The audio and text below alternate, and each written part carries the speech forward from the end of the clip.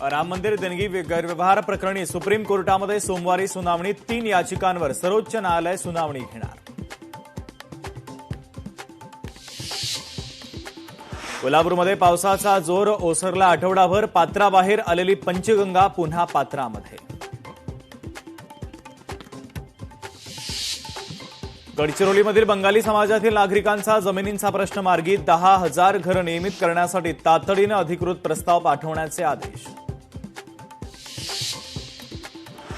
माझी हत्या झाल्यास इराणवर बॉम्ब हल्ला करा। डोनाल्ड ट्रम्प यांच्या अमेरिकेच्या लष्कराला मोठे आदेश। इराणकडून ट्रम्प यांच्या हत्येचा कट रचला जात असल्याची गुप्तचर विभागाची माहिती।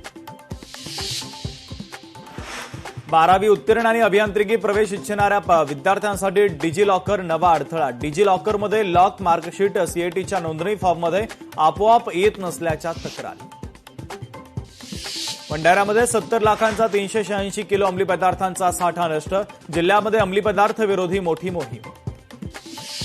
मीरा रोडमध्ये काशीगाव परिसरात देह व्यापारावर पोलिसांचा छापा। महिला दलाल अटकेत। 2 पीडित तरुणींची सुटका। जळगावातील स्वतःच्या सीलबंद घरामध्ये घरफोडीचा कट। लाचखोरीच्या प्रकरणात अडकलेले अकोला मुद्रांक जिल्हाधिकारी किरण चौधरी अटकेत। बनावट चालार्थ आयडी प्रकरणामध्ये संशयित प्रशांत वाडिले धुळ्यातून अटकेत। वाडिलेच्या घराची झाडाझडती सुरू।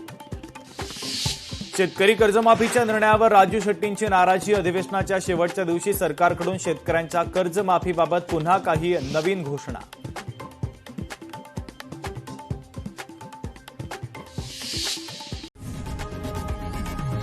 लोकशाही मराठी ऐका, पहा, जागरूक रहा।